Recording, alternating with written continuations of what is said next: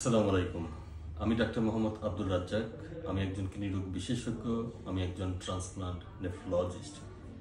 আজকের আলোচনার বিষয় হলো ডায়ালাইসিস বনাম কিডনি ট্রান্সপ্লান্ট, ইএসআরডি বা এন্ড স্টেজ রিনাল ডিজিজ বা যাদের পার্মানেন্ট কিডনি ফেলিওর হয়েছে তাদের জন্য এই দুটির মধ্যে কোনটি সর্বোত্তম চিকিৎসা পদ্ধতি। আপনারা জানেন এন্ড স্টেজ রিনাল ডিজিজের তিনটি চিকিৎসা পদ্ধতি রয়েছে। এর মধ্যে একটি হলো হেমোডায়ালাইসিস, দ্বিতীয়টি হলো পেরিটোনিয়াল ডায়ালাইসিস এবং তৃতীয়টি হলো কিডনি ট্রান্সপ্লান্ট। ডায়ালাইসিস হলো ব্লাড ক্লিয়ারেন্সের একটি পদ্ধতি। আপনারা জানেন কিডনির অনেকগুলো ফাংশন থাকে। এর মধ্যে একটি ফাংশন হলো এক্সক্রিয়েটরি ফাংশন এবং এছাড়াও রয়েছে এর সিনথেটিক ফাংশন, ডিটক্সিফাইং ফাংশন সহ অন্যান্য ফাংশন। ডায়ালাইসিস করলে যদি প্রপারলি ডায়ালাইসিস হয় তাহলে তার শুধুমাত্র এই এক্সক্রিয়েটরি ফাংশনের 20 থেকে 25% রিকভার করা সম্ভব। বাকি 70 থেকে 75% এক্সক্রিয়েটরি ফাংশন কিন্তু রিকভার করা সম্ভব নয়। অন্যদিকে ডায়ালাইসিসের মাধ্যমে কোনো সিনথেটিক বা ডিটক্সিফাইং ফাংশনই কিন্তু রিকভার করা সম্ভব নয়। তাহলে এখানে একটি প্রশ্ন আসলো যে প্রপার ডায়ালাইসিস মানে কি? প্রপার ডায়ালাইসিসের অর্থ হলো একজন ব্যক্তি সপ্তাহে 12 ঘন্টা ডায়ালাইসিস করান, যার অর্থ হলো 4 ঘন্টা করে সপ্তাহে 3 দিন, এবং প্রতিদিন তিনি তার একটি নতুন ডায়ালাইজার ইউজ করবেন এবং যেটার কোনো রিইউজ হবে না। আবার ডায়ালাইজার বা ডায়ালাইসিসের জন্য ব্যবহৃত যে ফ্লুইডগুলো সেগুলোও কিন্তু আপনার প্রতিটি রোগীর জন্যই বিভিন্ন রকমভাবে এক এক দিন এক এক ডায়ালাইসিসে তার রক্তের potassium, calcium, magnesium, phosphate, bicarbonate, sodium এগুলোর উপর ভিত্তি করে তার ডায়ালাইসিসের ফ্লুইডও কিন্তু চেঞ্জ হবে। তাহলে এটি হলো একটি প্রপার ডায়ালাইসিস। কিন্তু বেশিরভাগ আন্ডার ডেভেলপড কান্ট্রিতেই আপনি দেখবেন অনেক ক্ষেত্রে ডায়ালাইজার রিইউজ করা হয়। আবার ডায়ালাইসিসের জন্য প্রতিটি রোগীর জন্য একই ধরনের সলিউশন বা ফ্লুইড ইউজ করা হয়, যেখানে রক্তের উপাদানের উপর ভিত্তি করে ডায়ালাইসিস যে ফ্লুইড সেটিও কিন্তু পরিবর্তন করা হয় না। এটিও ডায়ালাইসিস প্রপার না হওয়ার একটি অন্যতম কারণ।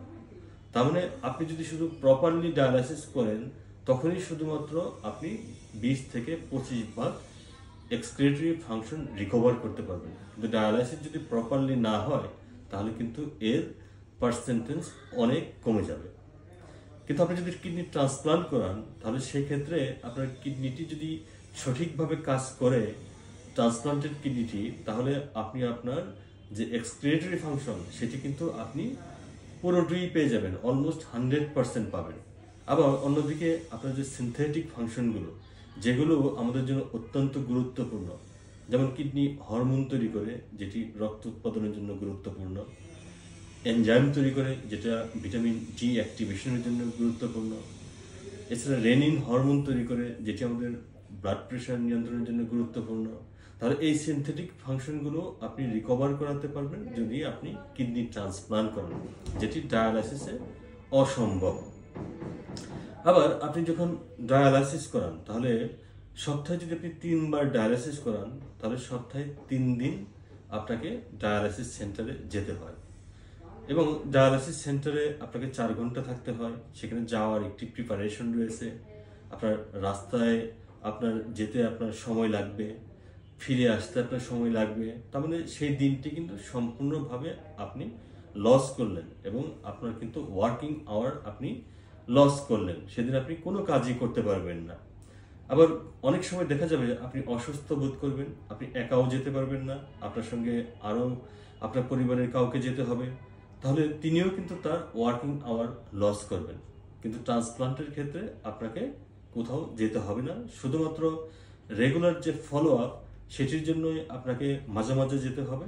এছাড়া যদি অন্য কোনো সময় কোনো জটিলতা হয় তাহলে আপনাকে যেতে হবে। কিন্তু ডায়ালাইসিসের মতো ফ্রিকোয়েন্টলি আপনাকে হসপিটালে যেতে হবে না, আপনার ওয়ার্কিং আওয়ার লস হবে না, আপনি আপনার চাকরি, ব্যবসা বাণিজ্য এগুলোও কিন্তু চালিয়ে যেতে পারবেন। এবার আসুন খরচের ব্যাপার। ডায়ালাইসিসে প্রচুর খরচ হয়। আপনি যদি প্রপার ডায়ালাইসিস নিতে চান, সপ্তাহে 3 দিন নিউ ডায়ালাইজার এবং আপনার যে ডায়ালাইসিস ফ্লুইড সেটিও যদি আপনি প্রপারলি ইউজ করতে চান, তাহলে এটি কিন্তু অনেক খরচ। এছাড়াও খরচের মধ্যে রয়েছে আপনার যাতায়াত খরচ, আপনার ডায়ালাইসিস চলা অবস্থায় বিভিন্ন ধরনের ঔষধ নিতে হয়, রক্ত বাড়ার জন্য আপনাকে ইনজেকশন নিতে হয় সপ্তাহে সপ্তাহে, অথবা আপনাকে রক্ত পরিসঞ্চালন নিতে হয়। মাঝে মাঝে আপনার যদি জটিলতা হয় আপনাকে হসপিটালে অ্যাডমিশন নিতে হয়, সেগুলোতে কিন্তু প্রচুর খরচ হচ্ছে। কিন্তু ট্রান্সপ্লান্টের ক্ষেত্রে এই খরচটি কিন্তু অনেক কম। যদিও মনে হয় শুরুর দিকে খরচটা অনেক বেশি, কিন্তু ধীরে ধীরে কিন্তু এই খরচটি কমে যেতে থাকে এবং গবেষণা করে দেখা গিয়েছে যে ডায়ালাইসিস যারা করেন তাদের তুলনায় কিডনি ট্রান্সপ্লান্ট রোগীদের খরচের পরিমাণ অলমোস্ট অর্ধেক। তো এরপরে আসুন হলো আপনার জীবনযাত্রার মান। হ্যাঁ, ডায়ালাইসিস আপনার জীবনযাত্রার মান কিছুটা উন্নত করতে পারে। আপনার খাবারের যে রেস্ট্রিকশন বা বাধা নিষেধ কিছুটা আপনাকে শিথিল করতে পারে, কিন্তু পুরোপুরি সম্ভব নয়। কিন্তু আপনি যদি ট্রান্সপ্লান্ট করেন তাহলে কিন্তু আপনার এই বিধিনিষেধগুলো অলমোস্ট সম্পূর্ণরূপেই আপনার উঠে যাবে এবং আপনি একজন স্বাভাবিক সাধারণ মানুষের মতো জীবনযাপন করতে পারবেন, খেতে পারবেন। আবার ডায়ালাইসিস যদি আপনি করেন তাহলে সেক্ষেত্রে আপনার যেহেতু সিনথেটিক ফাংশনগুলো আপনার রিকভার হচ্ছে না, তাহলেও কিন্তু আপনি সম্পূর্ণ যে স্বাভাবিক জীবন সেটি কিন্তু আপনি পাচ্ছেন না। কিন্তু আপনি কিডনি ট্রান্সপ্লান্ট করলে আপনি প্রায় সম্পূর্ণ একটি স্বাভাবিক জীবন পাবেন।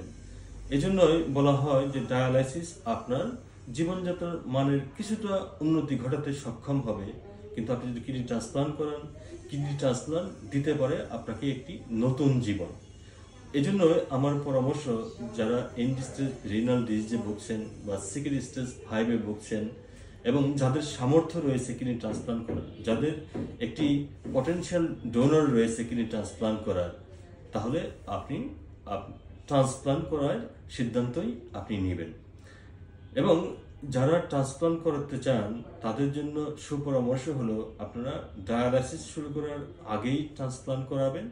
কারণ আপনি যখন ডায়ালাইসিস শুরু করে দেন তখন কিন্তু আপনার অবশিষ্ট যে কিডনির ফাংশন, রেসিডুয়াল রিনাল ফাংশন, সেটিও লস হয়ে যায় এবং যেই ফাংশনটুকু পরবর্তীতে সুস্থ রাখার জন্য আপনার কার্ডিওভাস্কুলার হেলথ মেনটেন্যান্সের জন্য অত্যন্ত গুরুত্বপূর্ণ।